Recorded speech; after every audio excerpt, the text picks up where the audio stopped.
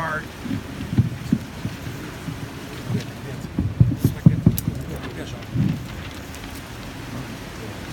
Yeah.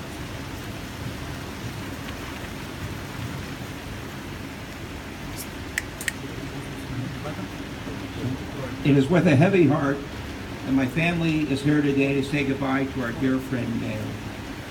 There's never the right time to say goodbye, so please indulge me one last time to speak directly to Meir.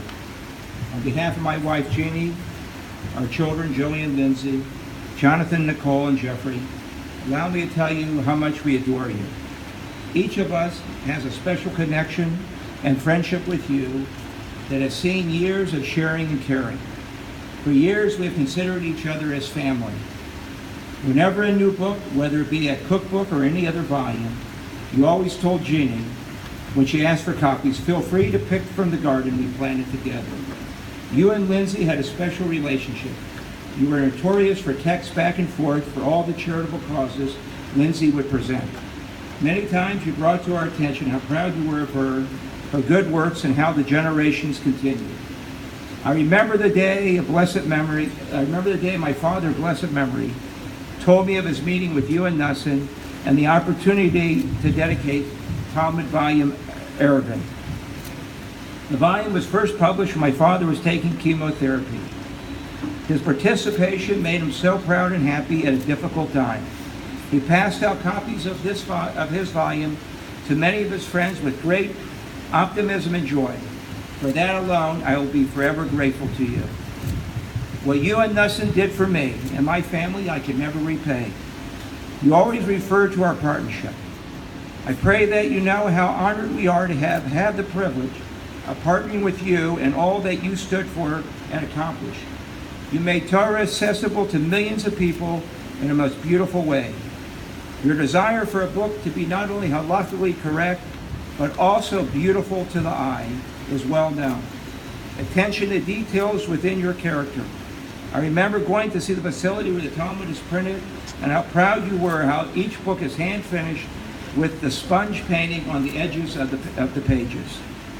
An Art Scroll event was another time your attention to detail showed in many ways. You were involved in the planning of the agenda through the menu.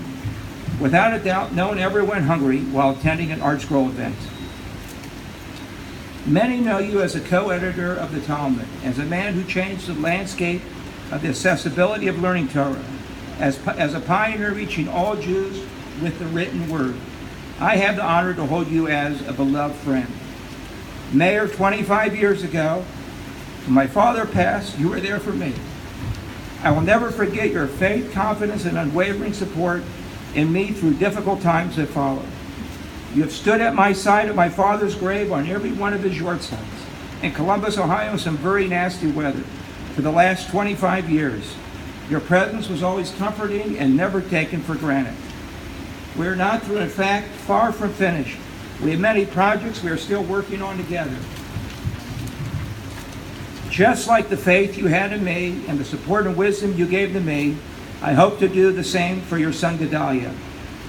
To your beloved family, Rachel and the children, it was Meir and Rachel and every simcha, bar mitzvah, wedding, brisses. Spending holidays together in Israel was always you and Rachel. Your love for her and your family was always so obvious. You worried for everyone in a quiet, loving way. Meir, today, as your neshamas ascends to the Shemayim, you will be welcome and take your place with all the great Jewish leaders who went before you. When you see my father, please give him a big hug and kiss from us and thank him for introducing us. I am forever grateful to Hashem for having you as a friend who changed my life and who also impacted so positively on hundreds of thousands of Jewish people. I will never forget you. Yehi Zochrono Baruch, may your memory always be remembered as a blessing.